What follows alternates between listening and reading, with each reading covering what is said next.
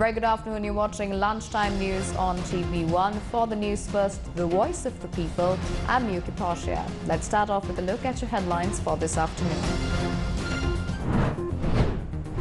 The consideration of 23 petitions filed challenging the Colombo Port City Economic Commission Bill commences.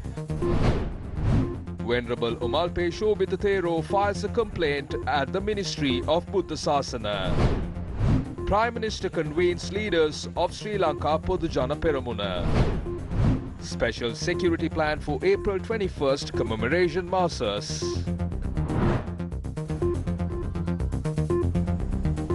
Taking a look at your top story for this afternoon, the consideration of petitions filed challenging the Colombo Port City Economic Commission Bill by the 5-judge bench at the Supreme Court has commenced. The petitions will be heard before a 5-judge bench comprising Chief Justice Jayanta Jayasuriya, Justice Buwaneka Aluwihare, Justice Priyantha Jayawardena, Justice Murdo Fernando and Justice Janak De Silva.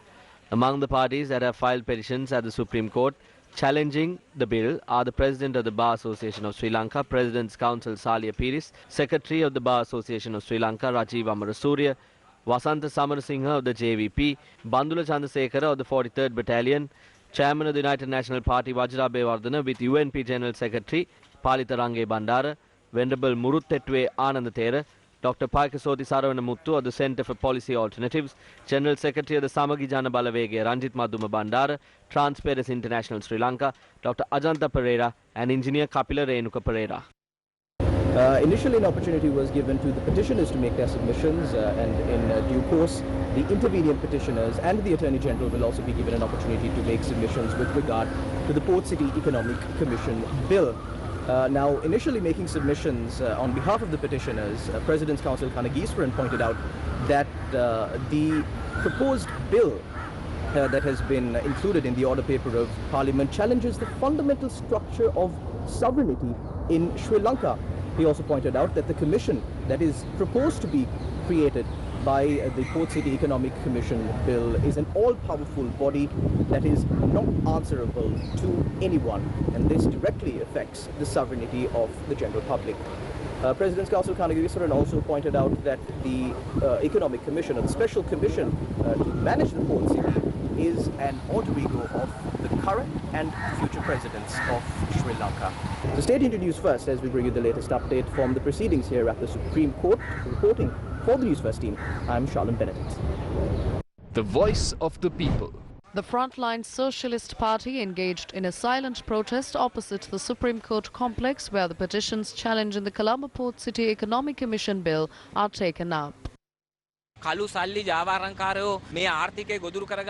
These black money racketeers will make Sri Lanka the hub of a black money economy.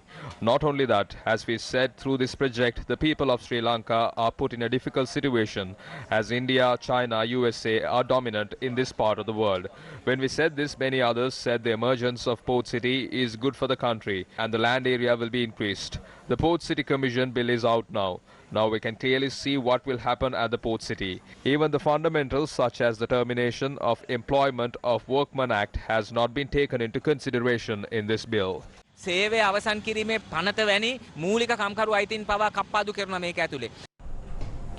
Minister of Justice Ali Sabri expressed views regarding the administrative district the Colombo Port City falls under.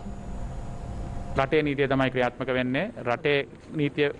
country's law will be implemented. We have already decided it to be a part of Colombo district. It has been gazetted. There won't be any damages to the law of the country. All the lands belong to Sri Lanka, the Colombo district. Thereafter, it will be managed under the commission appointed by President and will be given out on lease to bring in investors. Meanwhile, Venerable Umalpe Shobhita Thera handed over a letter to the Minister of Buddha Sasana stating sections 52, 53 and 73 of the Colombo Port City Economic Commission Bill is in violation of Article 9 of the Constitution of Sri Lanka.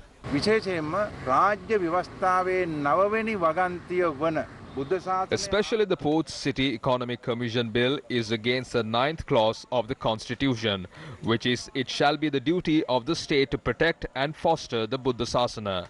The Port City Special Economic Bill has been established as one country, two laws. It should not be the case, especially the current government came into power promoting the concept of one country, one law. As a result, we presented the bill abolishes all the laws, norms and creating a responsible future generation of this country.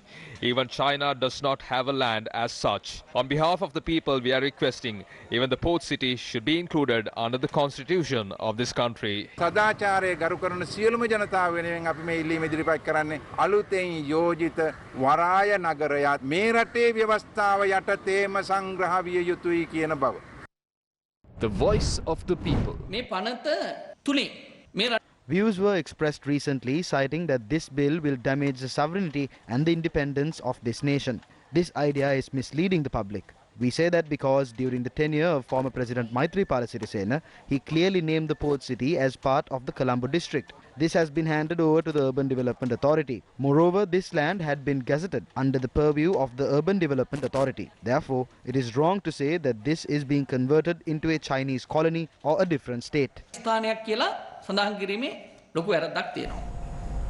Meanwhile, a party leaders' meeting is currently underway at Temple Trees under the auspices of Prime Minister Mahinda Rajapaksa. Minister of Environment Mahinda Amrivera said discussions will be held with regards to the provincial council elections and May Day meetings.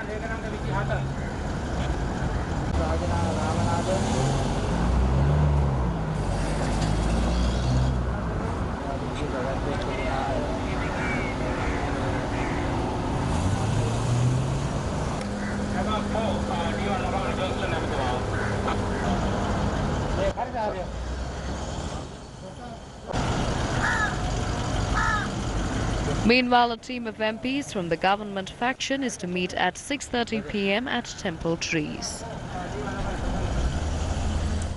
The police notes a special security plan will be implemented at churches where special services have been conducted to commemorate the victims of the 2019 April 21st attacks. Police media spokesperson DIG Ajit Rohana said all senior police officers in the island have been informed on this matter. We have been informed of special services that will be conducted at the churches island-wide to commemorate the victims of the 2019 April 21st attacks. Police headquarters has issued a special message to all the area-level police officers to provide the maximum security for the devotees who will be attending the services.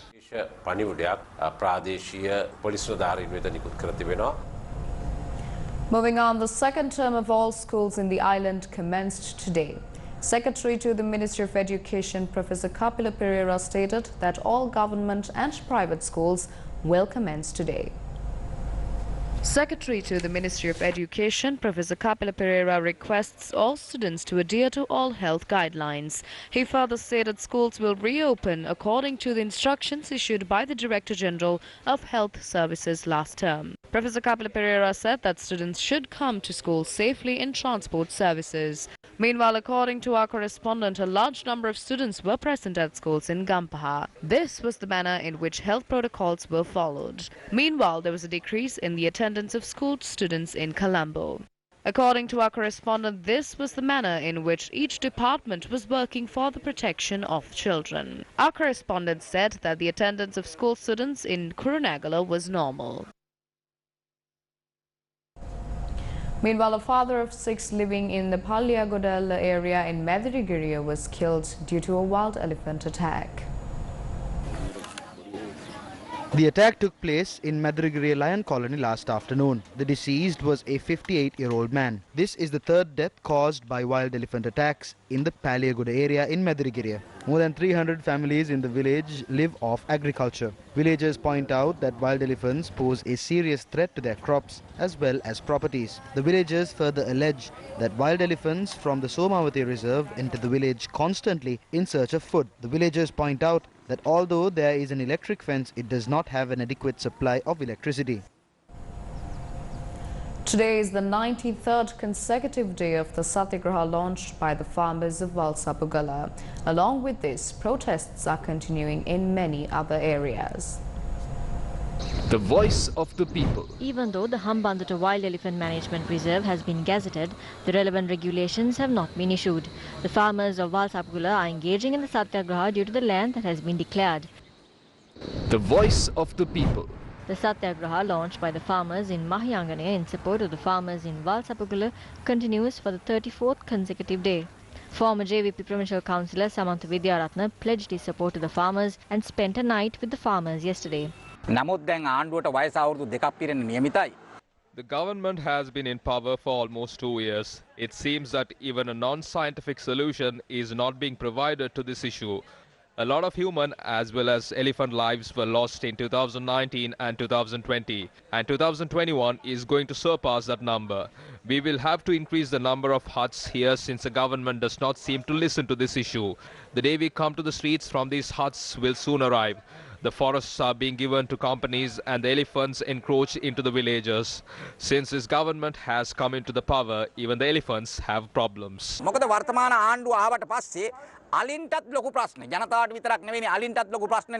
voice of the people. Meanwhile, farmers in Galgamu engaged in a Satyagraha due to the wild elephant menace. This is the 35th day of the Satyagraha.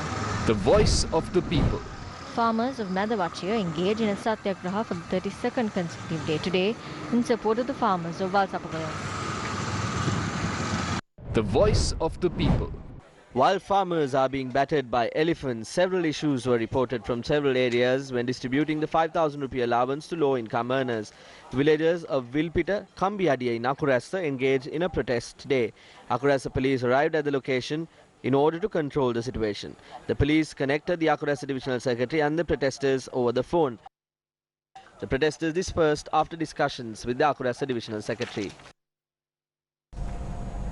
Mrs. World Caroline Jury and model Chula Padmendra have been released on a personal bail of 100,000 rupees each by Colombo Chief Magistrate. Earlier, Mrs. World Caroline Jury and model Chula Padmendra were arrested by the Cinnamon Gardens police on 3 counts and were granted police bail on Thursday, the 8th of April, and were ordered to appear in court today. The duo were arrested on the offences of causing simple hurt and criminal force committed at the Nelumpukuna Theatre on Sunday, the 4th of April, at the Mrs. Sri Lanka pageant.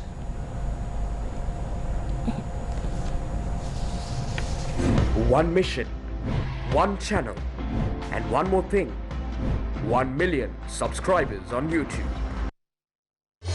One mission, one channel, and one more thing, 1 million subscribers on YouTube. And with that, it's a wrap of lunchtime news here on TV1. Take care and good day.